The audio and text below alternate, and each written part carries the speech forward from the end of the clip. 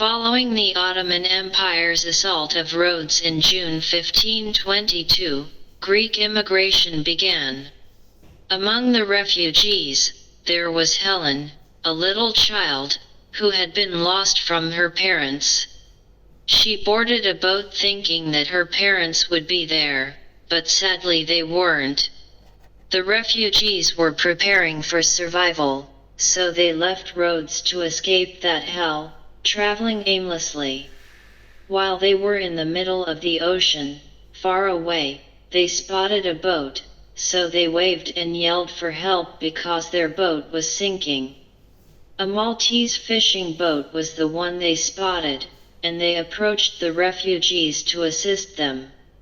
The Maltese fishermen took the migrants to their island, entering through a creek in Bormla, in the south of Malta, and when the boat docked, they encouraged the migrants to leave, but the 7-year-old girl Helen, who was alone and unaccompanied, began crying because she was scared and didn't know what to do or where to go.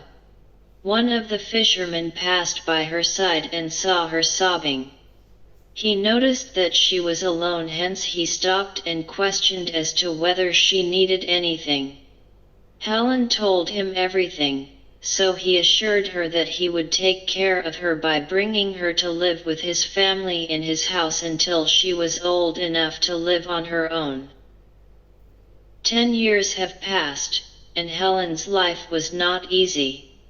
She worked as a maid, assisted the fisherman in setting up his boat, and she used to go for hunting as well. In her free time, she loved to return to the spot where she first stepped off the boat. She used to sit on top of a huge rock hoping that one day one of her relatives would come. Helen is a young adult now, age 17. At the same time, the Catholic religious order had to escape from Rhodes as well, thus they ended up in Malta. The knights were originally ordered to Sicily, but King Charles V of Sicily instead sent them on this island. 2. Another 2 years have passed.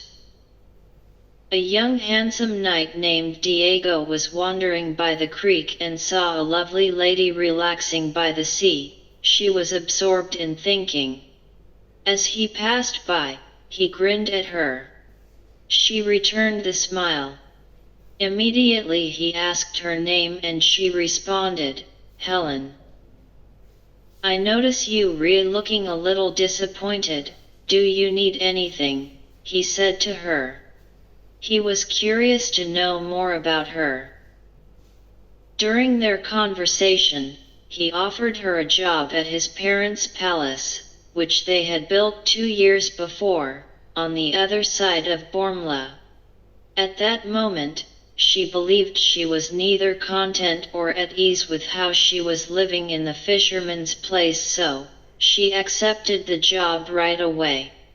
She began working the following day. However, the story quickly changed when they discovered, while discussing their life experiences, that they were both Rhodesian refugees. They have something important that unite them. Although Diego was a Spanish man, his childhood memories are all from Rhodes. Since Helen and Diego were both attractive and charming, they started experiencing feelings of attraction for one another. Helen was given the job responsibilities and a tour of the palace by Diego's parents. Just a few days later, she was quite pleased with their treatment of her. Even the noble family appreciated her assistance.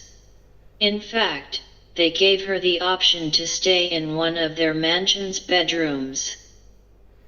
When she heard those words, she sprang to tell her adopted family and informed them that the noble family had given her a place to begin living with them in their palace. She assured the fisherman family that she would continue to pay them regular visits and be there for them if they ever needed anything. She gave them hugs, kissed them, and expressed her gratitude for everything they had done for her. "You will always be my family and you will always stay in my heart," she assured them. They expressed their joy for her while wiping away tears. When Helen returned to the palace, Diego was there to show her the room. He took her upstairs and began to explain things to her and show her the place. "I'm glad you agreed to stay here with my family," he remarked.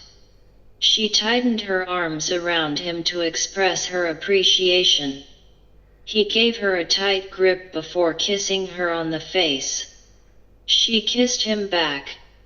Diego released her from his arms and turned to go. Helen approached her belongings, opened the sack, took her clothing out, and began putting them in a closet.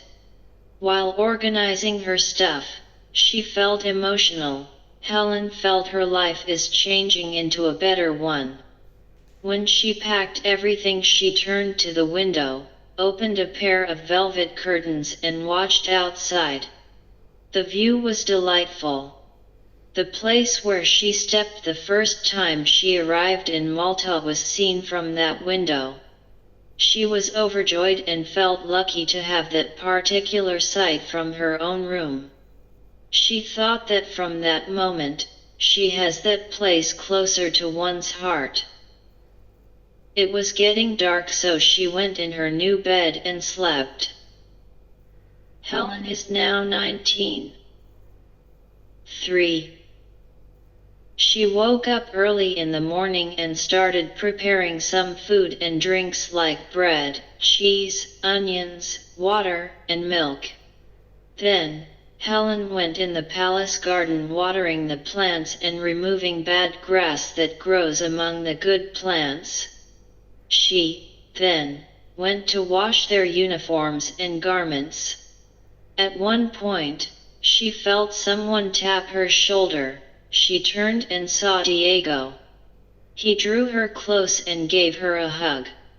She grinned and informed him that food and beverages were on the kitchen table. She was invited to join him as he went and sat down.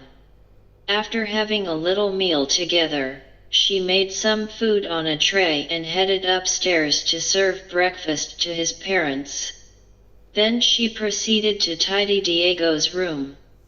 Diego entered his room, shut the door behind him, and headed in Helen's direction. He grabbed her from behind and kissed her on her neck. She ignored him out of embarrassment and continued working. She resisted his attempts to touch her and instead requested that he opens the door. He smiled and reassured her that there was nothing to worry about. She remained still, imagining what may happen if the noble parents discovered them in the same room together. Diego left the room as if he could read her thinking. Although she is attracted to him and feels practically in love with him, Helen was frightened about being a poor woman while Diego was a wealthy nobleman. She was passionate about her work and did not want to disappoint his family.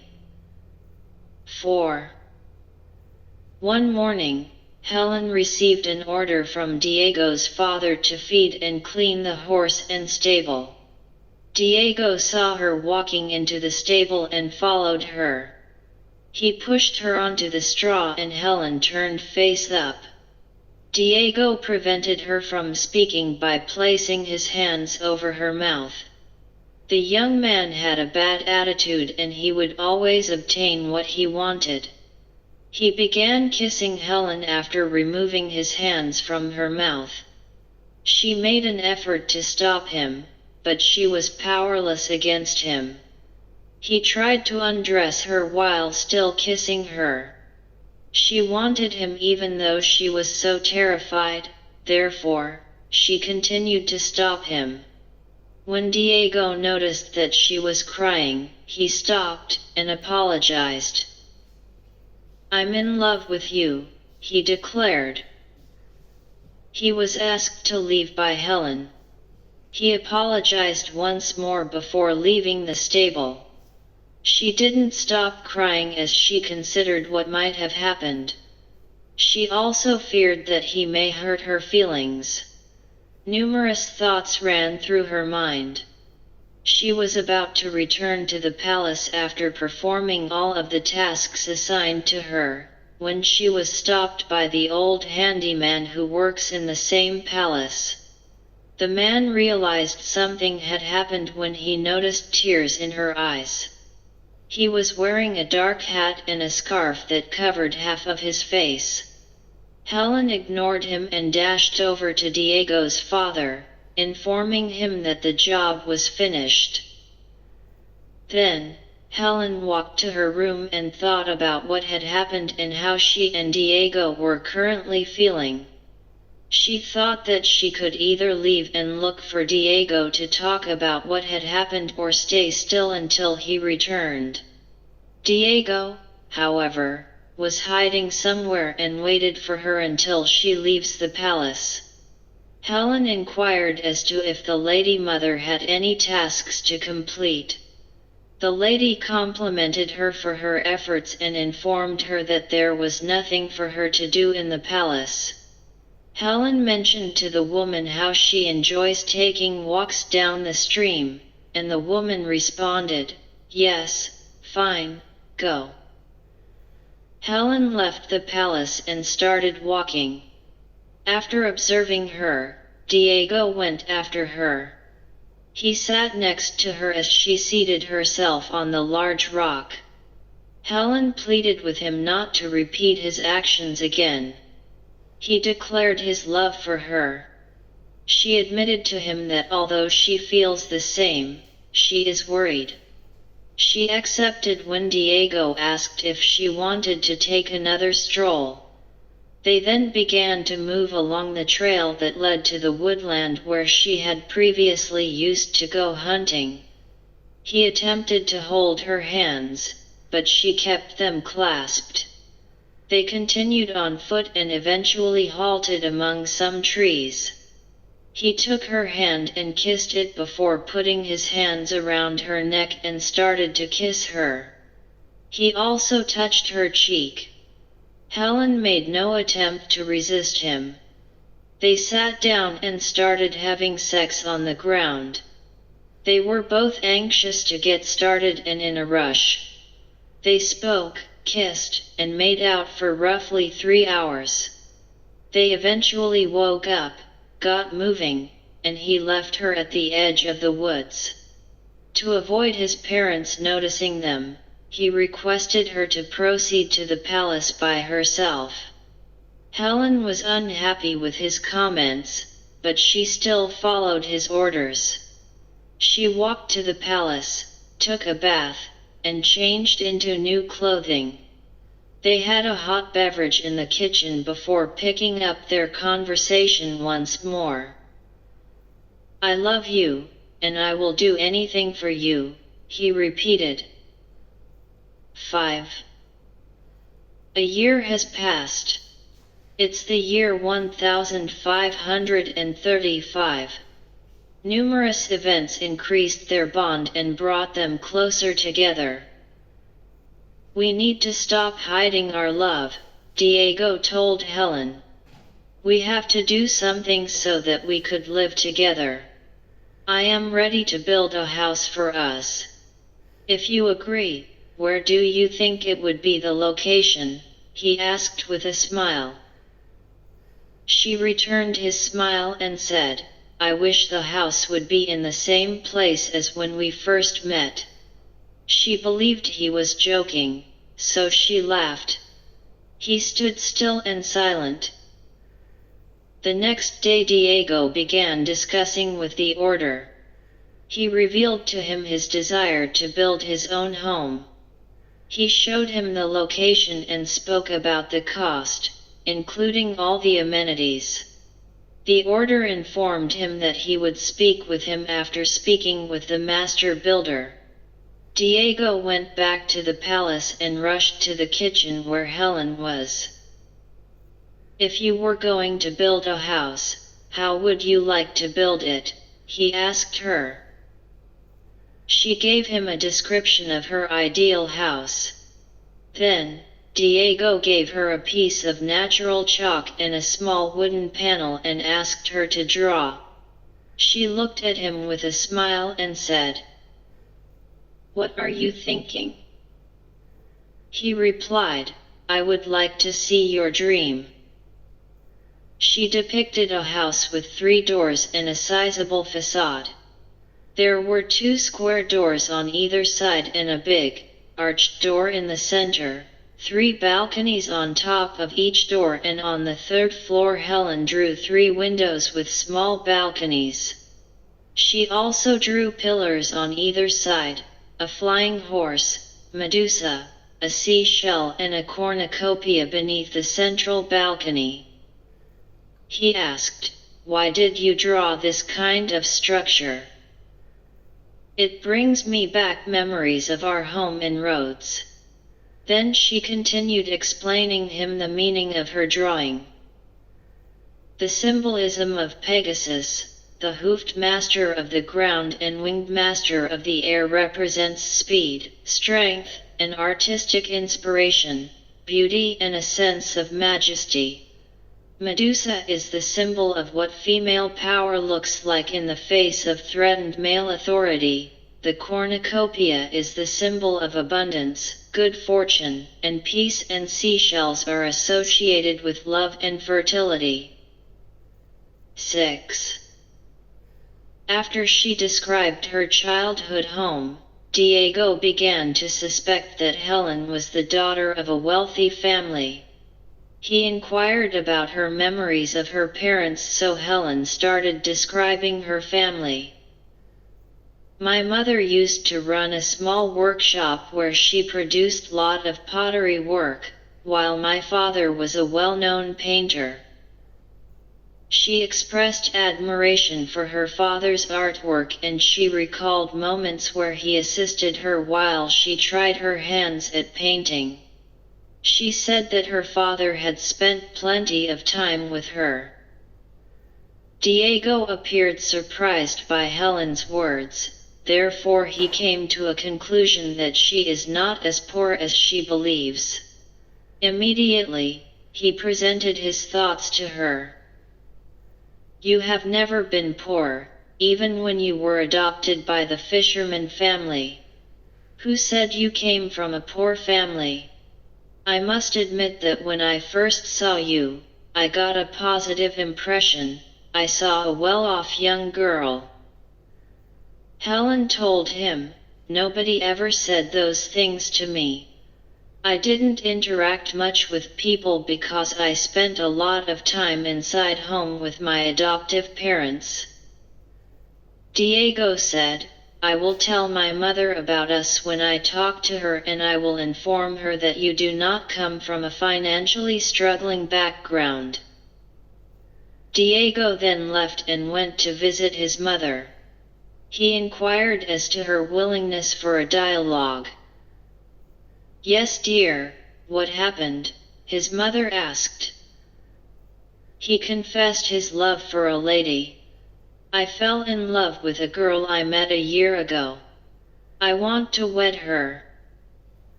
"Who is she?" she questioned him. "She is the daughter of a painter and an artisan," he said. This young woman had to leave Greece and travel to Malta, where a Maltese family adopted her. "Isn't she Helen?" his mother responded quickly. He replied, "Yes, mother. We were aware of a relationship developing between you two. I'm pleased with you. I am very familiar with her life. I'll let your father know." He hurried up to Helen and informed her that his mother was thrilled to learn about their relationship and that she would tell everything to his father.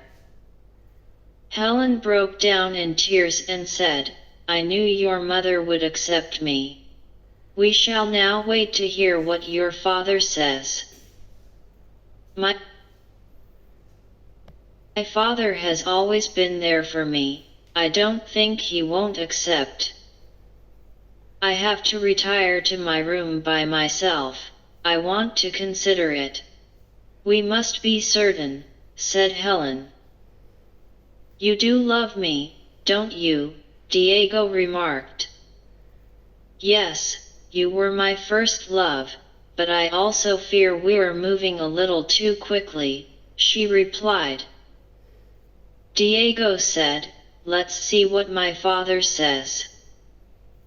Helen went to her room. 7. The night has passed. Diego woke up and found his father waiting for him in the corridor. Good morning, son, he hugged him. Are you sure that you want to completely change your life? Diego said, yes, we are in love. Anyone said anything to her adoptive parents? Diego answered his father, saying that they had let Helen make her own decisions and that they were confident she knew what she wanted. Then his father told him that he shared their viewpoints and believed the same for his son. Your life is now in your hands, my son. Live the life you want. You don't need to worry about us, Diego told him. We are aware of our goals. I also want to say thank you for all the sacrifices you made in order to make me the guy I am today. They hugged once more.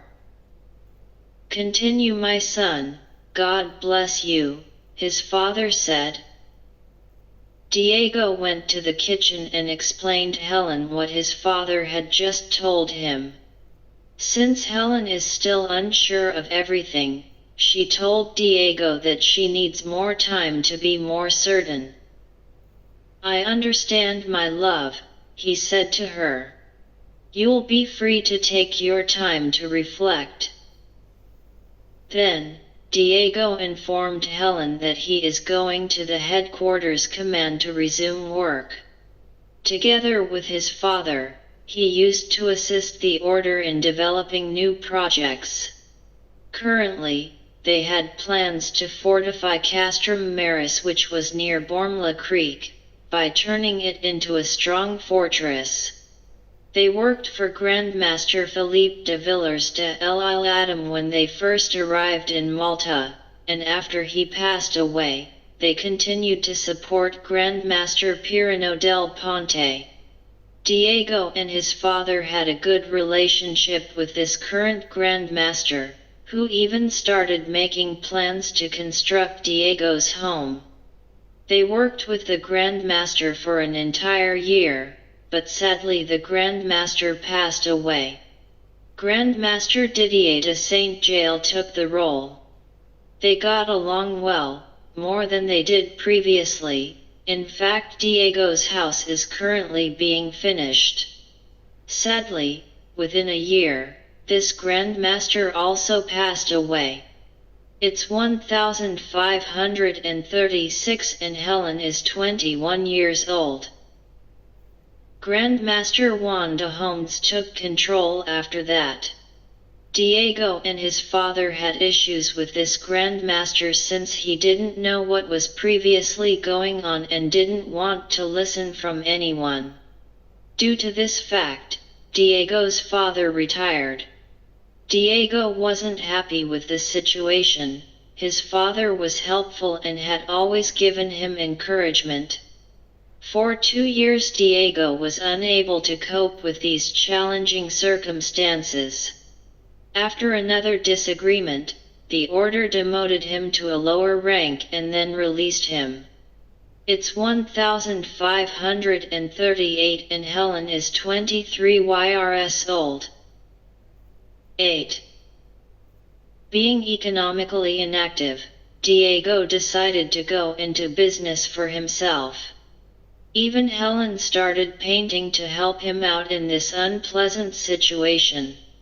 They converted the first room in the front of their newly constructed house into a display for all of her artwork. She began selling her own paintings, and within a few days, she had filled the space with all her work, drawing interest from passers-by.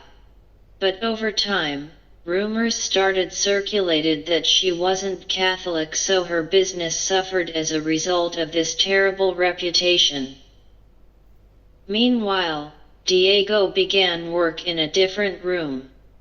This room brought to Helen's mind her mother's former workshop, which was on the other side of the house. However, Diego's production was different than her mother's. He made weapons and eventually his shop was filled with them. He also created weapons based on designs provided by his clients. He had a successful business. Helen, on the other hand, had to hire someone else to work in her place so that the customers wouldn't assume it was her creations. She did not do well at the new home. She was also accused of being a witch because of her long black hair and dark brown eyes. On the other hand, everyone adored Diego and thought the world of him.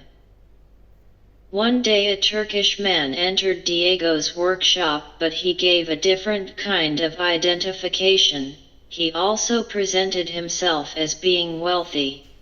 Diego had to create the weapons after this man showed him some drawings. Diego completed all of the work on the weapons the wealthy man had ordered. When the wealthy guy came to pick them up, he ordered 300 more knives, swords, firearms, and shields because he was so impressed with Diego's craftsmanship. Diego then brought on 2 new employees because his business was expanding. Even the fishermen's weapons were made by him. Finally, they agreed that after he had finished completing the rich man's order, he would deliver 300 weapons to him every 100 days.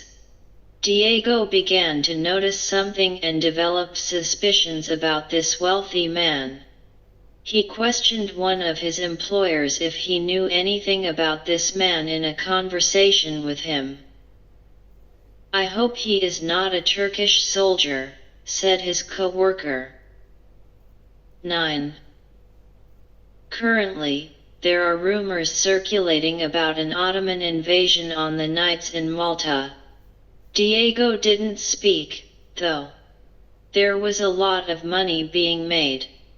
In actuality, he had recently purchased a sizable warehouse to house his business. Helen was communicating with an Italian individual on the other side as well. She created some paintings that she then sold to Sicily. Her business was prospering. Always, though not in her own name, she was forced not to produce art. When the order heard that Diego was developing weapons, he dispatched Diego to speak with him and provided him with some sketches to turn into weapons. Diego didn't have time to complete all the job because he was busy. He informed the order that he was unable to complete the job by the deadline due to a lack of personnel. Then the order provided him some additional hires and a better temporary location to help him. The Grand Master had good judgment. He wanted to teach his man how to manufacture artillery. After some time, he stopped providing Diego work and began making weapons on his own. However, Diego continued to interact with a variety of people, including the wealthy man, and he also understood the Grand Master's intentions. Diego and the wealthy man quickly became close friends. The wealthy man made false claims about himself with Diego. However, Diego shared his past with this man, and the wealthy man realized that Diego, now, has no connection to the order or the knights. 10. More years have passed since Diego and Helen started living in their own house, and they were quite busy with their work. One night, Diego discovered that one of his clients, whom he had previously considered as a friend, was indeed a Turkish guy who was even stockpiling weapons waiting for the right time to attack Malta. More Ottoman soldiers were concealed on the island, watching the Knights' movements and activities. This came out from a conversation between Diego and the Turkish man while they were drinking wine together in a tavern. In many circumstances, Diego stated to the man that he and the Grand Master did not get along, earning the Turkish man's trust and eventually led to this confession. The Ottoman soldiers were sent to Malta by the Ottoman general commander, pretending to be Greek refugees in order to follow the Knights. The Knights were initially in Sicily after Rhodes' defeat, but many of them later received orders to go to Malta. As a result, the Ottoman prepared to pursue the Knights when they discovered that the order had sent them to Malta. The Turkish soldier said to Diego that in order to better assimilate in these places, he and his companions learned various languages. He confessed as well that they are still working on other missions in other parts of the world and that it is not yet time to attack Malta. They do, though, intend to govern the islands someday. At that moment, Diego stopped drinking as a reaction of his growing concern for his family. He began to consider whether he could fully explain everything to the order. After leaving the tavern, he quickly informed Helen that he wouldn't be returning home early and that he would explain everything to her when he returns back. Then he returned to the tavern to make sure the Turkish man was actually still there. He found a place to hide, and as soon as his friend went out, he chased him. Following the Turkish man, Diego discovered that he and his companions were sheltering in a cave near Gudja, while another group was staying in Lucca. Diego made the quick decision to tell all the facts to a knight he trusted. He said that there are Ottoman spies in Malta plotting to assault the Knights when the time is right. He also described to him the location of where they are. "Don't tell anyone you heard it from me," Diego instructed. "The Grand Master ignores me because he is obstinate. You must affirm that you heard the news and took action, not that I told you." This knight rushed straight to the order and told him what was happening. 11. Soldiers were dispatched there right away. But still the Ottoman were cunning, and with the aid of their guardians, they gave them the go-ahead to escape before the Knights arrived. The Knights located the caves where the Ottoman soldiers had resided and discovered numerous weapons nearby that had been stored.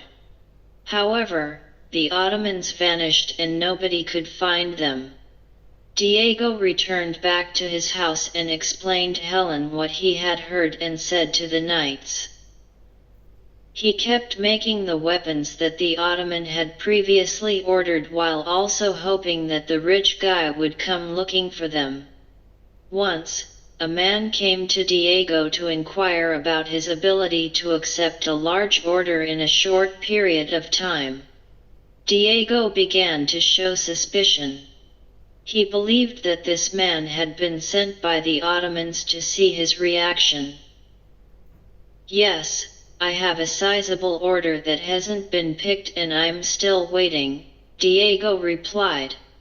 "Therefore, be sure to pick them up if you order a lot." With these comments, Diego presented himself as though he was unaware of the previous events and had nothing to do, so they eventually stopped suspecting him. Then, he informed Helen of what had just occurred. He told her that a man had requested a significant number of weapons, and she confided in him that she was concerned about all that had happened. After 200 days, Diego began selling the firearms that the wealthy man had ordered but never picked up. It is the year 1540 and Helen is 25 years of age. 12. All throughout the island, there was a continuous search for the Ottomans. The knights had suspicions about some people, but they were unable to arrest them since they spoke well in Maltese and there was no basis for accusation. To avoid being suspected, the Ottomans most likely lived apart from one another. They were no longer a group. They spent around 4 years looking for them but were unable to locate them. The Turkish soldiers were either astute enough not to leave a trace, or they left to Tripoli, causing the knights to abandon their search. In 1544 the Grand Master Juan de Homes agreed to put an end to the search and instead focus on the island's defense. He changed his mind about what his previous leaders had planned and tried to carry on their work. Meanwhile, the Grand Master directed that some areas be paved, such as El Isola de San Giuliano and the front of Mount Sybaris, in order to construct 2 great forts. He also authorized the process of dumping the middle of the Bermula Valley, which leads up to Casale Santa Caterina, in order to start a project to create water supplies that flows down from the Casale Santa Caterina. He fortified the fort on Borgo Hill, which overlooked the natural harbor, and he finished the project started by previous Grand Masters to expand Castrum Maris into a larger fort. All of these plans were made because the Order of St. John was aware of the threat of enemy attack. They were terrified of the Ottomans because these invaders had only one goal: to rule the world. The Grand Master used to commission a lot of work and then run to the residence in Bash Edda. 13. The Maltese people realized that the siege was on the way. The word spread throughout the island and into the Maltese ears, so they began building small towers for themselves and their families. They also prepared weapons. Meanwhile, plans were in the works to construct 3 towers. One in Borgo's center, and the other 2 in Calcara and Bermula. These were built on a voluntary basis by Maltese citizens to safeguard their towns. That was the year 1547. They planned to alternate watching and guarding around in their free time. Helen continued to be daring in her search for interesting views and locations to paint. When she heard that the Maltese were building 3 towers 1 kilometer apart, she imagined herself in the sky, looking down, seeing the towers forming a triangle. She was in a quiet place and began painting her imagination. She imagined towers among the trees and a wall surrounding each one of them. An elderly man passed by and tried to sit next to her, to see what she was doing. Helen moved a bit further. She was a strange woman because she didn't interact with people very often. The man made another attempt to move closer. She gave him a quick look under her eyes, took her painting supplies, woke up and started walking away. Helen, you escaped from Rhodes thinking your parents were on that ship, the old man shouted. When you eventually arrived in Malta, a fisherman assisted you by having you stay with his family in their home. Helen turned around and questioned him, "Who are you?" right away. He then told her, "Your mother needs to see you before she passes away." After he revealed that he was her father, she dropped everything on the ground and rushed to him. The last time she saw her parents was 27 years ago. She was only a child when her world changed, thinking she would never see them again. Helen is 34 years old now. Helen and her father hugged each other tightly. Then, she picked her belongings and the two of them made their way to the cave where Helen's parents used to live. While they were walking, with tears in her eyes, Helen asked her father, "When did you arrive here?" "We were on the same boat, but we kept our distance from you because we didn't want you to suffer," he explained. It's the year 1549. 14. After a long walk, they arrived at the cave.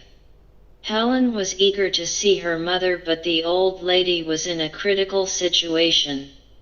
Helen went beside her as her mother was laying on a pile of straws.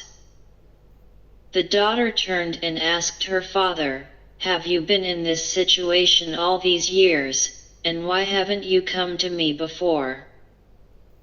"We didn't want you to see us in this state, we were content to see you leading a happy and healthy life." Then, she kissed her mother while holding her hands, but sadly, her mother had just smiled and taken her last breath. Helen screamed at her father in despair, demanding to know why he hadn't come for her before. Her father promptly told her, "Your mother intended to let you live your life without causing you any concern. It has always been my wish to visit you and speak with you, but on the other hand, I understood that your mother was right." Helen asked him, why did she make this decision? "She had been unwell for a long time and we had always hoped that she would get better so that we could come to you, but instead, she was getting worse. Once she is buried you can speak with her. Her desire is to be laid in this cave," said the old man. Helen hugged her dad, and they both burst into tears. "I want you to live with us," she said. Her father informed her that he already had a place to live. "I work as a maintenance worker at Diego's parents' house. His mother is well aware of both you and I, and she offered me the same room in the palace that you had. So you were close to me the whole time. Does Diego know about us?" "No, he doesn't know. Once I asked you what happened to you when I saw you crying at the stable, but you left running without saying nothing. I am loyal to Diego and I was the one who sent him to meet you. I told him that a young lady frequently sits on a large rock near the sea. This was the idea of your mother. We were very pleased with your relationship with Diego, and now you're here. Could you please keep it a secret? That's something your mother and Diego's parents have always wanted." "I understand, but I want to be closer to you. Our house requires maintenance." Then her father told her that he has a rabbit hunting dog and that he really adores him. "Can you keep it for me? I'll come every day to take him for a walk and take care of his needs," he asked. "Okay," Helen said. "It's not a problem because we have a room in the back garden. We can create a zone and fence it for him. I am grateful for your help. This dog used to take care of your mother. He used to bark whenever she needed something, and we used to go rabbit hunting and it assisted us with food." "Okay then, you can begin doing some maintenance in the garden for the dog," he said. 15. After a few months, Helen's father became ill. During that time, Medina had been invaded by the Muslim Turkish army. Along the road, the Ottomans sacked and burned villages, but when they arrived in Medina they found a large group of troops, prepared to defend the fort. After a few days, the Ottomans withdrew and went to Gozo because they knew that it was in a vulnerable state. Almost the entire population of this tiny island was seized and sold into slavery. This resulted in Gozo's devastation and depopulation. Hearing these news, Helen's father became concerned about his family. After everything that had happened to him, he was quite weak. Consequently, he suffered a heart failure. It was the year 1551 and Helen now is 36 years. Helen was feeling unlucky because she didn't spend much time with her parents because she reached at the end of their lives. In a short period of time, she had lost both of her parents, so she began painting pictures of them based on what she had seen last. Helen felt sad and depressed, but she was brave and courageous, and she continued on with her life.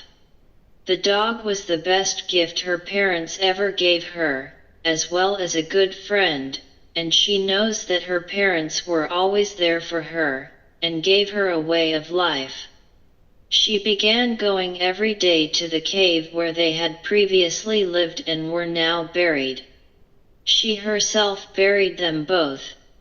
With the help of her father they buried the mother, and he told her that if he passed away his wish was to be buried beneath his wife. Helen kept this promise and she buried him next to her. 16. Diego had discovered something new about Helen and was thinking about her daily long walks. Helen walks out from home with flowers in her hands and a veil on. Due to his suspicions, he decides to follow her.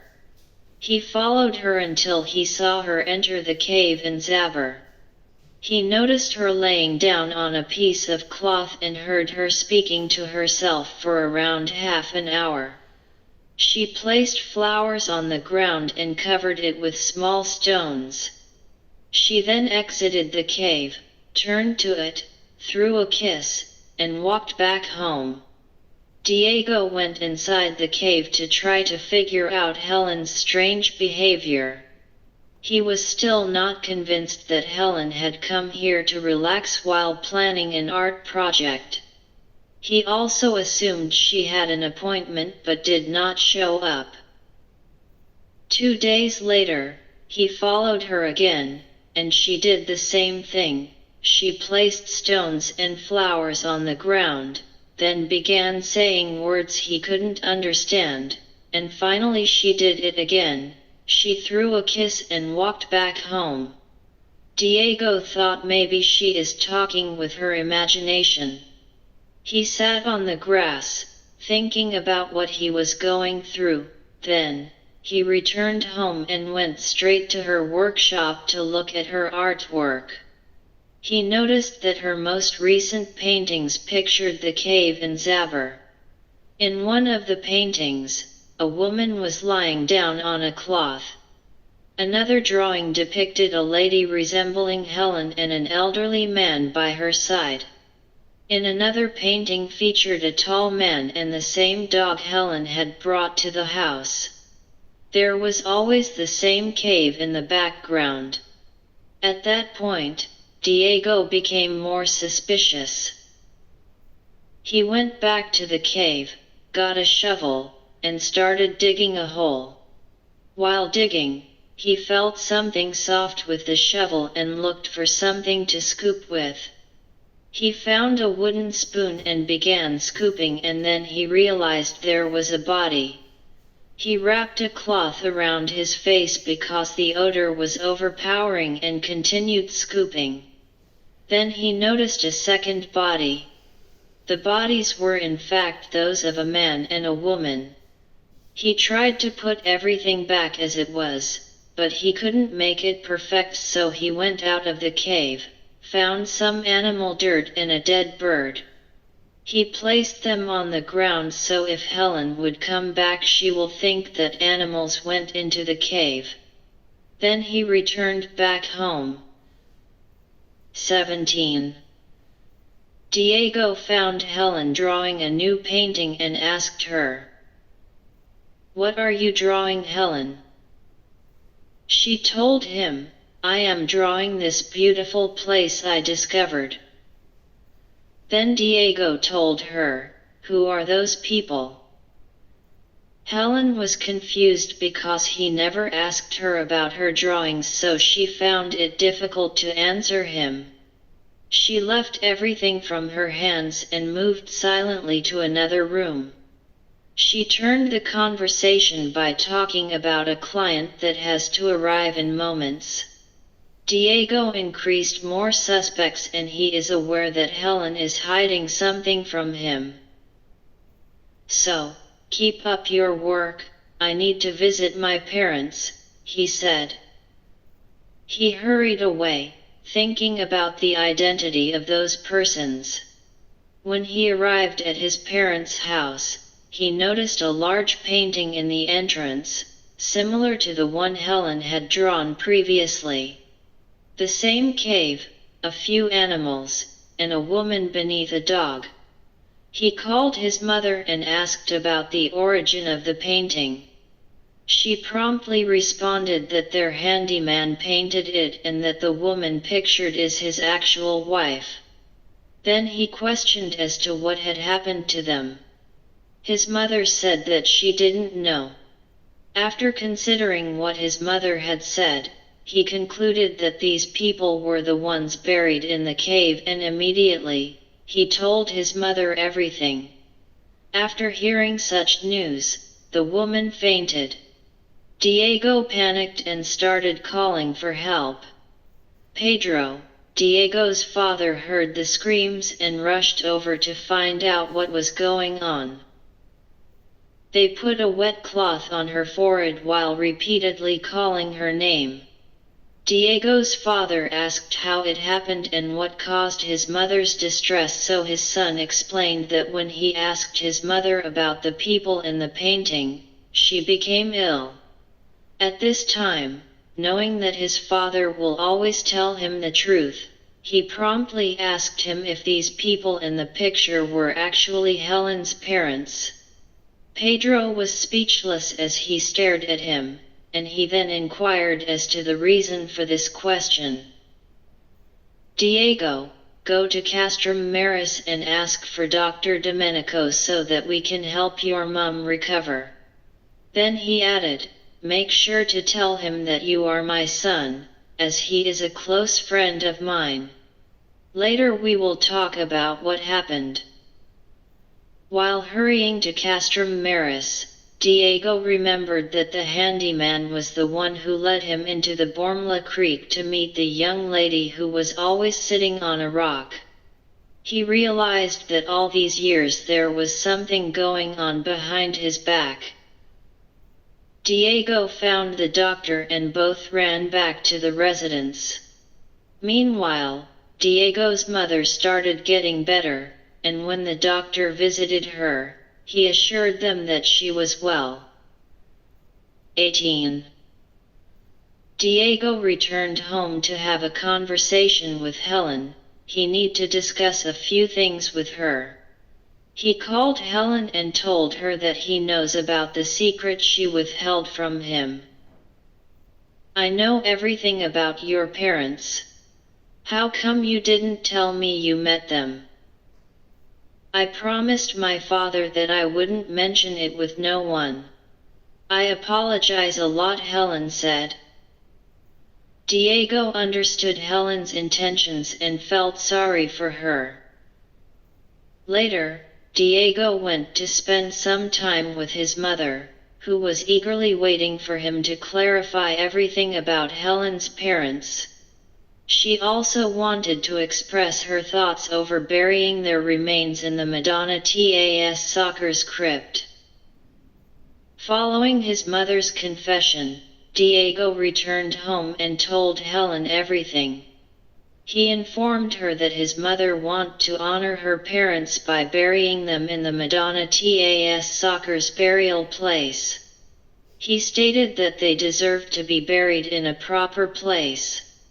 But Helen refused to accept that her parents' bodies would be removed from that site. Instead, she expressed her will to transform the area into a lovely garden full of flowers and to plant a fruit tree on site. Helen reflected on how loving and caring her parents were. They were the ones who chose Diego as her man. She also knew that her entire fortune was thanks to her parents, who were always at her side without her even knowing it. She was well aware that all they did was to safeguard her. Immediately, she started to plan the garden's reconstruction. She thought out every step and draw every tree. Another 4 years have passed, and we are now in the year 1555. Helen is 40 years old. 19. Meanwhile, the Grand Master de Homes died, and Allah Sengel took over. This current Grand Master was a close friend of Diego's father, Pedro. He proposed that Diego return to his former rank, but Diego declined the offer because he was concerned about the consequences if the Turkish soldiers discover the connection between him and the order. He did, however, find an opportunity to work behind closed doors with the Grand Master. Together with Pedro, they started dealing weapons, art paint and began planning on how to defend their lands. Diego ordered a galley so that he can export weapons to close places around the Mediterranean. This galley was placed at the Grand Harbor. He filled it with many weapons and dealt directly from it.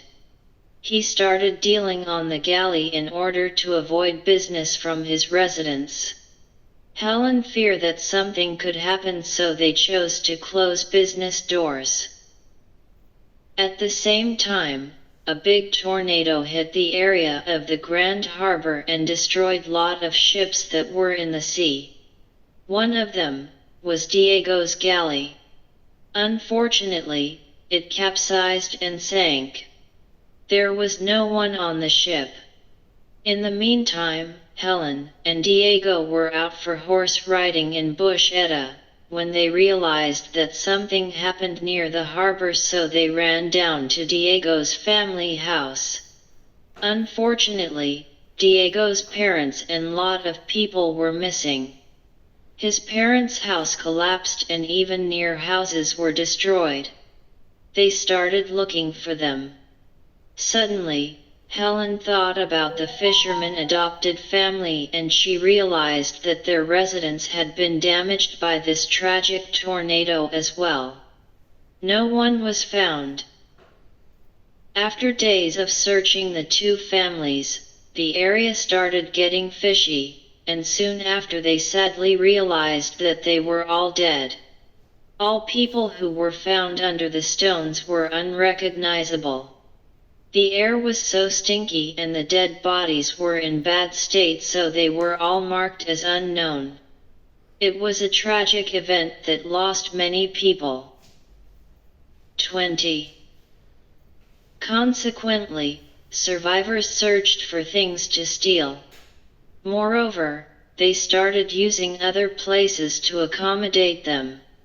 Diego and Helen's house had been passed from many burglars. Gold, money, coins and valuable things were stolen while the couple were helping for the searching of the tornado victims. They concentrated their energies into assisting people who had lost everything, so others took advantage to break into their home and steal their possessions. Diego felt discouraged when he discovered what was going on. At this point, Helen comforted him by revealing that she had hidden an amount of money in her parents' cave. Immediately, they grabbed that money and used it for food and to begin repairing the house's damages. After hearing about their situation, the order offered them a residence to stay till their house was being restored. This house was situated nearby Bormla Creek.